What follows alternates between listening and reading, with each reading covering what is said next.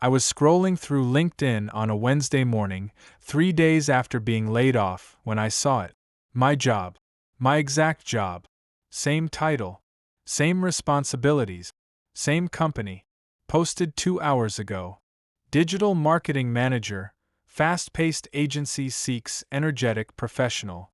The salary range? 45 to 55,000. I'd been making 82. My name is Robert Mitchell. I'm 52 years old, and my boss had told me the company couldn't afford to keep me due to budget constraints and economic uncertainty. But apparently they could afford to hire someone younger. For half my salary. What my boss didn't know was that I'd been in digital marketing for 28 years. I knew exactly what this was. Age discrimination. And I'd already started documenting everything. I started at Velocity Digital Marketing 9 years ago. It was a small agency in Austin, Texas. 20 employees. Decent clients. Good culture. I was brought in to build their digital strategy department. SEO, paid ads, content marketing, social media. Everything. When I started, they had no real process. No tracking systems. No reporting infrastructure. I built it all from scratch. Hired and trained 7 people over the years. Grew the department revenue from 0 to over $2 million annually. My boss, Greg Patterson, was 10 years younger than me. He'd inherited the agency from his father 3 years ago. Nice enough guy. MBA from a decent school. But he didn't really understand marketing. He understood spreadsheets. The first warning sign came about 18 months ago. Greg started talking about optimizing costs and improving margins. Standard business talk. But then I noticed a pattern. Tom Reynolds, our creative director, was let go. He was 54. Performance issues, Greg said. Tom had won 3 industry awards the year before. 6 months later, James Carter from account management was fired. He was 49. Client complaints, according to Greg. I'd seen James's client satisfaction scores. They were excellent. Then Daniel Torres, our senior strategist. Age 51. Position being restructured. I started paying attention. Each time someone over 50 left, they were replaced by someone in their 20s or early 30s. Always at a lower salary. I mentioned it to my wife Laura one night. They're cleaning out the expensive talent, I said. Replacing experience with cheaper labor. You think you're next? She asked. I'm 52 and the second highest paid person there. Yeah, I think I'm next. So I started preparing. I created a folder on my personal computer. Started saving everything. Performance reviews. Client testimonials. Revenue reports showing my department's growth. Emails from Greg praising my work. I also started documenting the pattern. Every employee over 50 who'd been let go. Their stated reasons for termination. Their replacement hires and salaries. The timeline of events. I wasn't paranoid. I was prepared. The call came on a Monday morning in October. Greg's assistant. Greg would like to see you at 2 p.m. Can you make it? I knew what it was. You don't schedule surprise afternoon meetings to give good news. I spent the morning backing up files to my personal drive. Screenshots of my LinkedIn recommendations. Copies of client contracts I'd secured. Every piece of evidence showing my value to the company. At 2 p.m., I walked into Greg's office. He wasn't alone. Melissa from HR was there. Never a good sign. Robert, thanks for coming in, Greg started. He looked uncomfortable. I'm going to be direct. We're facing some significant budget pressures. The economy, client uncertainty, rising costs. We've had to make some very difficult decisions. I nodded. Said nothing. We're restructuring several departments. Unfortunately, that means eliminating some senior positions, including yours. I see, I said calmly. When? Effective today.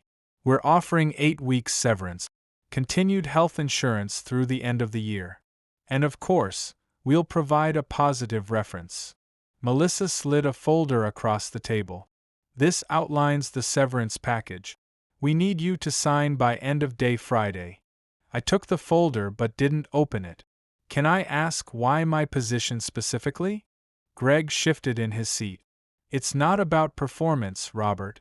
You've done great work, but we need to reduce overhead. Senior salaries are, well, they're significant, not eliminating. Restructuring. We'll be redistributing responsibilities. We're still working out those details. I stood up. I understand. I'll review the severance agreement and let you know. You'll have one. I walked back to my desk, packed my personal items, 3 boxes. 9 years reduced to 3 cardboard boxes. Several people stopped by. Awkward condolences. This is terrible. You're the best manager we've had. I can't believe they're doing this. My team looked shell-shocked. I'd hired most of them, trained them, mentored them. What happens to us? Asked Kevin, my senior analyst. I don't know, I said honestly. But document everything you do. Every project, every success. Protect yourselves. That night, I told Laura what happened. She was angry. Wanted me to fight back immediately. Not yet, I said. Let's see what they do next. What do you mean? If they're really restructuring, my position disappears. If this is age discrimination, they'll hire my replacement. We wait. I didn't have to wait long. Wednesday morning, I was checking LinkedIn, partly out of habit, partly to see what former colleagues were doing. And there it was. Velocity Digital Marketing is hiring. Digital marketing manager needed for fast-paced agency environment. 3 to 5 years experience required. Salary range, $45,000 to $55,000. I stared at my screen. My job. Posted 3 days after firing me. Not restructured. Not eliminated. Just cheaper. I took screenshots. Saved the job posting URL. Noted the timestamp. Then I looked at the job description. It was almost word for word what I'd been doing. Manage digital strategy. Oversee paid advertising. Lead a team of specialists. Everything. The requirements section was interesting. 3 to 5 years experience. I had 28. Bachelor's degree required. I had a master's. Looking for someone early in their career with fresh perspectives and digital native understanding. That last line. That was the tell. Early in their career was code for young. Digital native implied older people didn't understand technology. It was age discrimination wrapped in corporate speak. I called my brother Marcus. He was an employment attorney in Dallas. Marcus, I need advice. I think I was fired for being too old. I explained everything. The pattern of older employees being let go. My own termination. The job posting. Marcus was quiet for a moment. Robert, this is textbook age discrimination. How much documentation do you have? Everything. Performance reviews, emails, the pattern of firings, and now the job posting. Don't sign the severance agreement. Not yet. I'm going to connect you with someone in Austin. Patricia Reeves. She specializes in employment discrimination. Call her today. I met with Patricia the next morning. She was maybe 40. Sharp. Direct. She reviewed everything I'd brought. This is good, she said after 20 minutes. Very good. Most people don't document like this. I saw it coming. Smart. Here's what we're looking at. Age Discrimination in Employment Act. Federal law. Protects workers over 40 from discrimination. Your case has several strong elements. She ticked them off on her fingers. 1. Pattern of older workers being terminated. 2. Your termination with a pretextual reason. 3. Immediate reposting of your position at lower salary with age-coded language. 4. Your excellent performance record contradicting the termination reason. What happens next? We file a charge with the EEOC, Equal Employment Opportunity Commission. They investigate. Then we likely file a lawsuit. Discovery will get us access to internal emails, hiring records, salary data. Everything.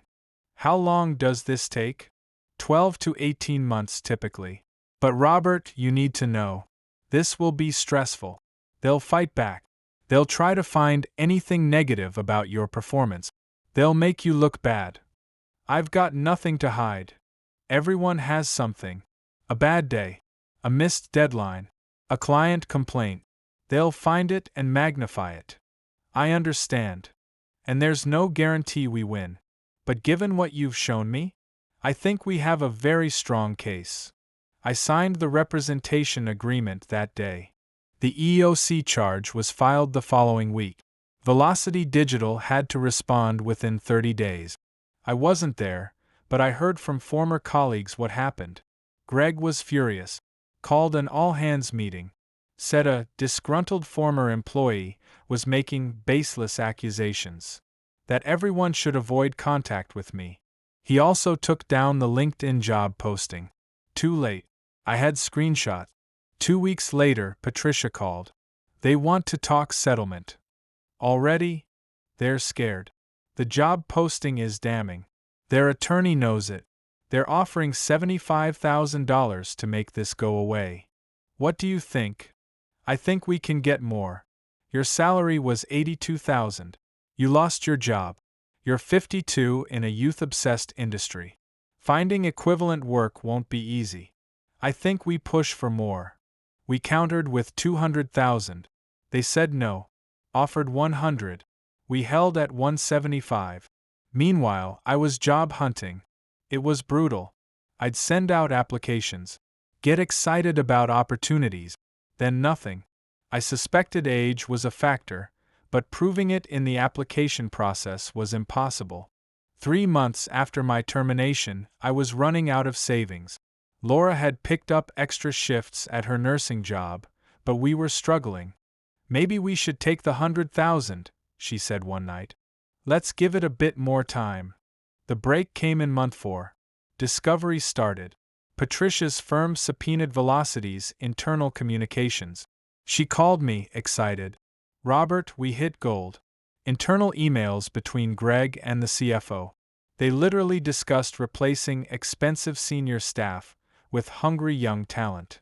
I have an email where Greg says, Tom and James were just the start. We need to clear out the expensive old guard. He put that in writing?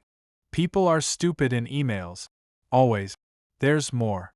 After they posted your job, the CFO emailed Greg saying, Are we sure about posting this so soon? Optics aren't great. Greg replied, Mitchell won't do anything. These guys never do. I smiled. He was wrong. Very wrong. I'm sending this to their attorney. Settlement negotiations are about to get very different. 3 days later, Velocity offered $300,000. Take it, Patricia advised. They're scared now. This could go higher at trial, but there's always risk. $300,000 is a strong settlement. What about others? The pattern I documented. Tom, James, Daniel. Do they have cases? Potentially. If they're interested, I can reach out. Your case helps establish the pattern. I called Tom that night, explained what happened. He'd been struggling since his termination, taking freelance work, barely making ends meet. I can give you Patricia's contact info. She's good. I don't know, Robert. Legal fees. She works on contingency. You don't pay unless you win. It wasn't retirement money, but it bought time. Time to find the right job. Time to breathe. I used part of it to start consulting. Independent digital marketing strategy. Small businesses who couldn't afford agencies. I built a website. Networked. Slowly built a client base. 2 years later, I'm doing well. Not making agency salary, but comfortable. I work from home. Set my own hours. Choose my clients. Tom and James both settled their cases. Smaller amounts, but enough to help them rebuild. Velocity Digital went through more changes. Greg sold the agency 18 months after my settlement. I heard through former colleagues that the pattern of hiring young, inexperienced staff had hurt their reputation. Clients complained about quality. Revenue dropped. The company that bought them cleaned house. Greg was out. So were most of the executives. I ran into Greg once, at a coffee shop in downtown Austin. We made eye contact. He looked away quickly. I just nodded and moved on. I don't think about revenge or vindication. I think about the lesson. Document everything. Always. In any job. Performance reviews. Emails. Accomplishments. Because you never know when your company will decide you're too expensive, too old, or too whatever. And if they do, make sure you can prove your worth. Greg called it budget constraints. But 3 days after firing me, he posted my job for half the salary. That wasn't budget constraints. That was greed. And age discrimination. But when they do it wrong, when they leave a trail, they pay $300,000. That's what Greg's 3-day mistake cost Velocity Digital. And the lesson? Always check LinkedIn after you're fired. You never know what you might find. Sometimes the evidence of discrimination posts itself. 2 hours after you're let go. At half your salary. With age-coded language in the job description.